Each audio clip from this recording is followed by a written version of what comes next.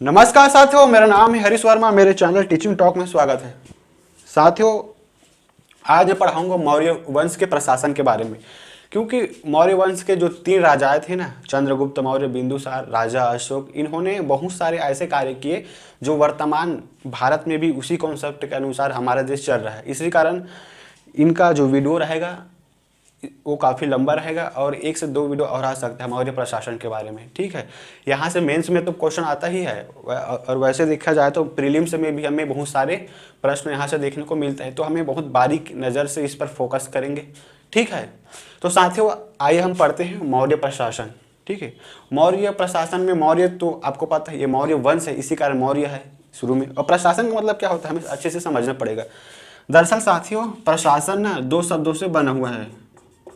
ठीक है, प्रशासन, ये प्रशासन हो गया ना, ये 2 शब्दों से मिलकर बना हुआ है, प्र प्लस शास। ठीक है, इसका मतलब क्या होता है?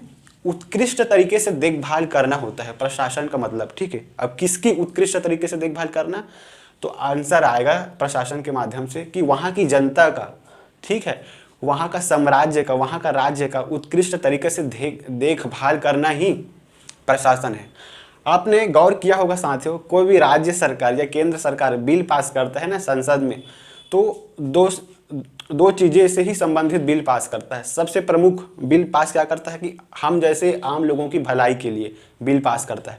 दूसरा, हमारे देश की रक्षा के लिए बिल पास करता है। ठीक है, ये पूरा का पूरा ना सिस्टम प्रशासन का 2 आधार पर टिका होता है। एक तो हमारे देश की रक्षा करना, और दूसरा साथियों हमारे देश में निवास करने वाले व्यक्तियों की भलाई और उत्थान के लिए कार्य करना। आई बात समझ में? तो देखते हैं यहाँ पर पॉइंट वाइज एक एक करके। ठीक है, तो यहाँ पास 3 शब्द हमें देखने को मिलेगा। एक है साथियों विधायिका, एक होता है कार्यपालिका, दूसरा न्यायपालिका। ठीक है, कई लोगों को इसका मतलब पता है, लेकिन कई जो बिगिनर है ना, इसके बारे में थोड़ा भी नहीं पता है, इस शब्द को पहली बार सुन रहे होंगे उन लोग। ठीक है, तो विधायिका का मतलब क्या होता है? मैंने आपको बताया, जब भी कानून लाएगा कि कोई भी योजना लाएगा ना सरकार, तो 2 आधारों पर लाता है। पहला, देश की रक्षा करना, दूसरा हमारे देश के नागरिकों की भलाई के लिए। ठीक है, तो विधायिका का मतलब क्या होता है? हमारे देश में संसद 2 प्रकार का है ना, सांसद 2 प्रकार के होते हैं, लोकसभा का सांसद और राज्यसभा का सांसद। और राज्यसभा का सांसद, ये दोनों सांसद ना नियम बनाता है, कानून बनाता है। तो जो व्यक्ति जो सिस्टम में रहने वाले व्यक्ति नियम बनाता है, योजना बनाता है, वो विधायिका के अंतर्गत आएगा। ठीक है, अब नियम कानून तो बना लिए, अब उसको क्रियान्वयन तो करना है ना, जमीनी स्तर पर तो लागू करना है। तो जो व्यक्ति जमीनी स्तर पर लागू करता है उसे हम कार्यपालिका कहते हैं, मतलब कार्य करता है, कार्य का पालन करता है विधायिका का। ठीक है, नाम से ही स्पष्ट है, कार्यपालिका कार्य का पालन करता है। किसका कार्य का पालन करता है? विधायिका का, जिन्होंने नियम कानून बनाया है, योजना बनाया है। ठीक है, तो कानून का कार्यपालिका कौन होगा? हमारे अधिकारी कर्मचारी उन नियमों का, योजनाओं का क्रियान्वयन करता है। आई बात समझ में? और तीसरा शब्द है साथियों न्यायपालिका। मान लो कोई ऐसी नियम बना दिए जो कानून के खिलाफ है, तो हम सीधा उसके खिलाफ न्याय के लिए न्यायपालिका का दरवाजा खटखटा सकते हैं। ठीक है, सुप्रीम कोर्ट भी जा सकते हैं, हाई कोर्ट जा सकते हैं, जिला स्तर में जो भी न्यायिक व्यवस्था है हम वहाँ जा सकते हैं। तो साथियों हम ना इस मौर्य प्रशासन को वर्तमान जो भारत देश में व्यवस्था चल रही है ना, उससे हम तुलना करेंगे। ठीक है, मैंने आपको पहले ही बता चुका है साथियों कि इतिहास पूरा भारत का इतिहास पूरा आज के व्यवहारिकता पर टिका हुआ है। ठीक है, जो हमें अभी देखने को मिल रहा है ना, वो पहले हो चुका है, उसी कॉन्सेप्ट के अनुसार यहाँ लागू है पूरा नियम कानून सिस्टम। ठीक है, देश को चलाने का सिस्टम व्यवस्था पूरा का पूरा भारत के इतिहास से ही प्रेरित है।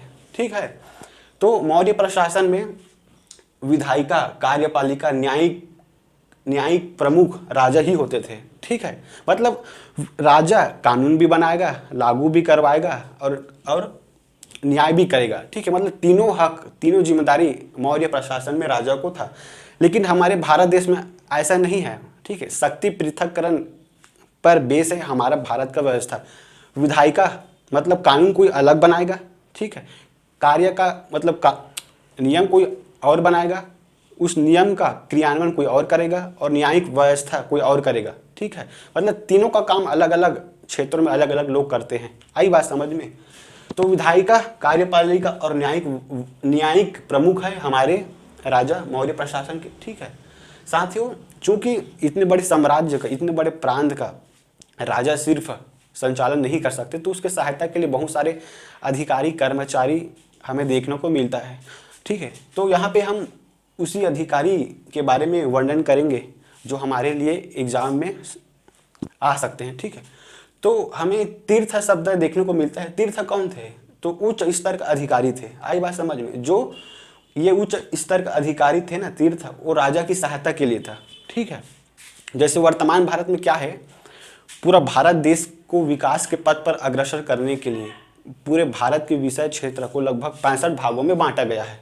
ठीक है, 65 भागों मतलब 65 भागों में इसे हम प्रशासन के दृष्टिकोण से विभाग भी बोलते हैं। पूरा 65 विभाग है पूरा भारत में। ठीक है, रेल विभाग हो गया, ठीक है, गृह विभाग हो गया, शहरी विकास हो गया, महिला बाल विकास विभाग हो गया। ऐसे करके ना 65 विभागों में बांटा गया, यानी कि हमारा सरकार 65 दिशाओं में कार्य कर रहा है। ठीक है, 65 कार्य क्षेत्र है। आई बात समझ में? तो इसका कॉन्सेप्ट हमें मौर्य प्रशासन में हमें देखने को मिलता है, क्योंकि यहाँ भी साम्राज्य को चलाने के लिए अलग अलग सेक्टरों में बांटा हुआ था। आई बात समझ में?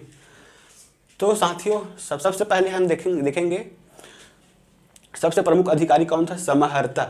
समाहर्ता का कार्य था कर संग्रह करना, मतलब टैक्स वसूली का कार्य कौन करता था? समाहर्ता करता था। साथियों, किसी भी देश को चलाने के लिए, संचालित करने के लिए ना, टैक्स बहुत ही जरूरी चीज़ है। ठीक है, उस टैक्स के बिना वह देश चला ही नहीं सकते कोई भी राजा, प्रशासन। ठीक है,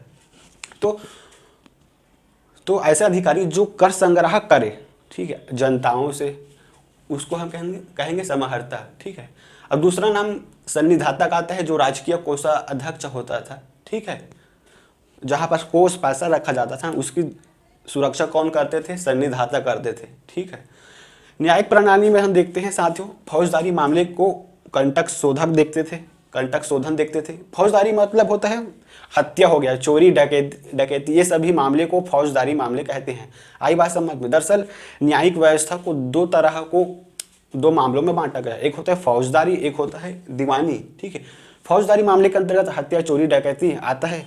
ठीक है, और दीवानी मामले के अंतर्गत विवाह, तलाक, ठीक है, ये सभी मामले जो हमारे सिविल मामलों से संबंधित चीज को दीवानी मामले कहते हैं, जो मैंने अभी आपको बताया ना, विवाह, तलाक से संबंधित चीजें इसके अंतर्गत आता है दीवानी मामले। ठीक है, तो फौजदारी मामले के मुखिया को कंटक शोधन कहते हैं, दीवानी मामले के मुखिया को धर्मस्थी कहते हैं। ये प्रमुख अधिकारी वर्ग है जो प्रशासन चलाने में हमारे राजा का हेल्प करते थे, सहायता करते थे। ठीक है, वन विभाग के प्रमुख को आठविक कहते हैं। ठीक है, ठीक है, और साथियों, चूंकि उस समय ना दुश्मन बहुत ज़्यादा थे, तो उस दुश्मनों से निपटने के लिए दुर्ग, किले की व्यवस्था होता था। ठीक है, तो जो सीमावर्ती दुर्गों की जो रक्षा करता था ना, तो किला बनाया गया, तो उस किले में ना कई सारे सिपाही लगाए जाते थे ताकि वो दुश्मनों को देख सके। ठीक है, नज़र लगा सके उस पर। तो सीमावर्ती दुर्गों की रक्षा के लिए अंतपाल नामक अधिकारी थे। ठीक है, जो भीतरी दुर्ग थे ना, भीतरी दुर्ग में रहने वाले रक्षक को दुर्गपाल कहते हैं। ठीक है, सबसे महत्वपूर्ण विभाग था साथियों सैन्य विभाग। ठीक है, तो सैन्य विभाग का प्रमुख कौन था? सेनापति। ठीक है, तो मौर्य प्रशासन में ना हमें चतुरंगी सेना देखने को मिलता है। आई बात समझ में? एक होता है पैदल सेना, एक होता है हाथी, एक होता है रथ, एक होता है घोड़ा। ठीक है, तो पैदल सैनिक चंद्रगुप्त मौर्य के समय 6 लाख की थी। आई बात समझ में? कितना विस्तृत था ये। उसी प्रकार साथियों, घोड़ा, हाथी, रथ बहुत सारे थे। आई बात समझ में? जिसको लेकर भारत में अखंड भारत का निर्माण हुआ। आई बात समझ में? तो आइए हम देखते हैं अगला विभाग, गुप्तचर। ठीक है, मौर्य प्रशासन में तो गुप्तचर एक जाल की तरह बिक चुका था। आई बात समझ में? जो हम कॉन्सेप्ट देखते हैं ना, आज का IB, राव, ये सब गुप्तचर विभाग है, तो हमें इसकी जड़ें मौर्य प्रशासन में देखने को मिलता है। ठीक है, तो साथियों, गुप्तचर ना 2 तरह के थे, एक संस्था, एक संचार। जो एक स्थान में रहकर जो गुप्त सूचनाएं राजा को देते थे, उसको हम संस्था कहते हैं। जो घूम घूम कर ठीक है। राज्य प्रशासन के बारे में अपनी जो गुप्त चीज़ें बताते थे उसको हम संचार कहते हैं। आई बात समझ में? तो साथियों बहुत बेहतरीन तरीके से आपको समझा रहा हूँ, उम्मीद करता हूँ कि आप समझ रहे होंगे। तो साम्राज्य ना, मौर्य वंश बहुत बड़ा साम्राज्य है। उस साम्राज्य को 5 प्रांतों में बांटा गया था। जैसे कि आज हमारा भारत देश है, ठीक है, भारत देश को प्रशासन की सुविधा के अनुसार 28 राज्यों में बांटा गया है, ठीक है। ठीक उसी प्रकार से मौर्य साम्राज्य को 5 प्रांतों में बांटा गया है। आई बात समझ में? तो प्रांतीय प्रशासन देखते हैं साथियों। प्रांत ये आज का राज्य है दरअसल, ठीक है। तो साम्राज्य को प्रांत में बांटा गया, ये आज का राज्य है, ठीक है। प्रांत को स्थानिक में बांटा गया, ठीक है, ये आज का जिला है, ठीक है। साथियों स्थानिक को विषय में बांटा गया है, ये आज का जनपद है, ठीक है। विषय को साथियों गांव में बांटा गया है, ये आज का ग्राम है। जैसे कि हम हायरार्की देखते हैं ना, बस नाम बस चेंज है और कुछ नहीं, सेम वही है, ठीक है। सबसे ऊपर भारत देश, उसके बाद राज्य, उसके बाद जिला, जिला के बाद जनपद, मंडल स्तर, ठीक है। उसके बाद साथियों देखते हैं हम ग्रामीण स्तर। ठीक उसी प्रकार से यहाँ देखेंगे साम्राज्य, उसके बाद प्रांत, उसके बाद स्थानिक, उसके बाद विषय, उसके बाद ग्राम, ठीक है। बस नाम बस अलग है, काम सेम है। तो देखते हैं जो राज्य का प्रमुख होता था ना, प्रांत का प्रमुख, उसको हम कुमार कहते हैं। इसमें उसी लोगों को ही नियुक्त करते थे जो राज परिवार से संबंधित थे। ऐसा इसलिए क्योंकि अशोक ना राजा बनने से पहले अवंती का कुमार था, ठीक है। मतलब अवंती राष्ट्र का कुमार थे, मतलब मुख्यमंत्री था आज का, समझो आप, ठीक है। तो आइए हम एक एक करके बहुत बेहतरीन ढंग से देखते हैं इसको, ठीक है। तो 5 राज्य था, 5 प्रांत था। तो आइए हम देखते हैं उत्तरपथ जो मौर्य साम्राज्य उत्तर में जम्मू कश्मीर से उत्तर पश्चिम में अफगानिस्तान पाकिस्तान फैला हुआ था। तो उत्तर में ना, तो उत्तर की राजधानी क्या थी, मतलब उत्तरपथ में बांटा गया था। तो इसकी राजधानी तक्षशिला थी, जहां से आचार्य चाणक्य आते हैं, ठीक है। दक्षिणपथ मतलब दक्षिण के भागों को मिलाकर दक्षिणपथ बनाया गया, ठीक है, जिसकी राजधानी थी साथ ही सुवर्णगिरी, ठीक है। अवंती राष्ट्र की राजधानी उज्जैनी थी। आई बात समझ में? तो कलिंग प्रांत की राजधानी साथियों तोसली थी। प्राची जो मध्य देश का था, ठीक है, उसकी राजधानी क्या है, पाटलिपुत्र। ये जिस प्रकार से राज्यों की राजधानी होती है ना, ठीक उसी प्रकार से ये राज्यों की राजधानी है। जैसे उत्तरपथ का तक्षशिला, दक्षिणपथ का सुवर्णगिरी, अवंती राष्ट्र का उज्जैनी, कलिंग प्रांत का तोसली, प्राची का पाटलिपुत्र, ठीक है। तो पाटलिपुत्र नाम साम्राज्य का राजधानी थी। जैसे कि आज वर्तमान में भारत की राजधानी दिल्ली है, उसी प्रकार से ये पाटलिपुत्र उस समय की राजधानी थी, ठीक है साथियों। इनकी सहायता के लिए, कुमार की सहायता के लिए स्थानिक में मतलब जिला में स्थानिक प्रमुख होते हैं, ठीक है। अब इसकी सहायता के लिए जनपद स्तर में, विषय स्तर में विषयपति होते हैं। आई बात समझ में? इन विषय की सहायता के लिए 10 गांव का समूह का एक मुखिया होता था, जिसे गोप कहते हैं, ठीक है। तो ठीक है, आई बात समझ में? तो ग्राम का मुखिया ग्रामिक होता था। ये क्रम वाइज लगातार चलता था, ठीक है। तो साथियों बहुत बेहतरीन तरीके से मैं आपको समझा दिया हूँ यहाँ पे। अब हम आते हैं सामाजिक व्यवस्था, ठीक है। कौटिल्य ना वर्ण व्यवस्था और आश्रम व्यवस्था पर बहुत ज़्यादा विश्वास करते थे। यही कारण है कि उन्होंने सामाजिक व्यवस्था को 4 भागों में ही बांटा काम के आधार पर। ब्राह्मण, क्षत्रिय, वैश्य या शूद्र। उनका मत है कि अगर वर्ण व्यवस्था और आश्रम व्यवस्था अगर लुप्त होने लगे ना, तो राजा का कर्तव्य है कि उसको पुनः लागू करे। इतना विश्वास करते थे ये, ठीक है। उसके बाद देखते हैं साथियों, मेगास्थिस के अनुसार इन्होंने काम के आधार पर बांटा गया है। मेगास्थिस ने काम के आधार पर बांटा है और कौटिल्य ने व्यवस्था के आधार पर, ठीक है, सिस्टम के आधार पर बांटा है। तो 7 भागों में बांटा गया है समाज को। दार्शनिक, ठीक है, किसान, अहीर, कारीगर, सैनिक, निरीक्षक और सभासद। जो सभासद मतलब होता है सभाओं में आने वाले व्यक्तियों को सभासद कहते हैं। निरीक्षक जो निरीक्षक करे मौर्य प्रशासन को। सैनिक जो आप तो जान रहे हो जो रक्षक है। कारीगर जो शिल्पी होता है। अहीर हो गया जो ग्वाले होते हैं ना, किसान, दार्शनिक। इन 7 भागों में बांटा है मेगास्थिस ने, ठीक है। साथियों इस काल में ना महिलाओं की स्थिति काफ़ी बेहतर थी। उसे अपने मन पसंद से शादी करने के भी हक था और शादी ना करने का भी हक था, ठीक है। मतलब कोई जोर जबरदस्ती नहीं थी, ठीक है, उसके लिए। वह पुनर्विवाह कर सकता है। ठीक है, अगर उसकी कोई शादी टूट गई, तलाक हो गई, तो उसको पुनः शादी करने का मौका मिलता था। नियोग प्रथा भी प्रचलित थी। नियोग प्रथा मैं आपको बता चुका हूँ, अगर बच्चा नहीं आता है ना तो समाज में एक मान्यता यह है कि बच्चा आने तक वे दूसरे से संबंध बनाकर वो बच्चा पैदा कर सकती थी। ठीक है, उसके बाद साथियों मैंने आपको बताया कि तलाक ले सकती थी। ठीक है, ऐसी महिलाएं जो स्वतंत्र रूप से वैसे वृत्ति को अपनाते हैं उसे हम रूपाजीवी कहते हैं। ठीक है, तो कहने का मतलब है कि सामाजिक व्यवस्था काफ़ी जटिल बिल्कुल नहीं था जो हमें पिछले ऋग्वैदिक काल में देखने को मिलता है। वहाँ उत्तर वैदिक काल में महिलाओं को यज्ञ करने पर पाबंदी थी। ठीक है, अब हम देखते हैं अर्थव्यवस्था। अर्थव्यवस्था, पैसा कमाने का स्रोत कहाँ से था? मौर्य प्रशासन में। ठीक है, तो मैंने आपको बताया टैक्स ही किसी भी प्रशासन का, किसी भी देश का, किसी भी राज्य का एक अहम हिस्सा होता है। उसके बिना चल ही नहीं सकता वह प्रशासन, वह राज्य, वह देश। ठीक है, तो आय का स्रोत क्या था साथियों? कृषि था आय का स्रोत।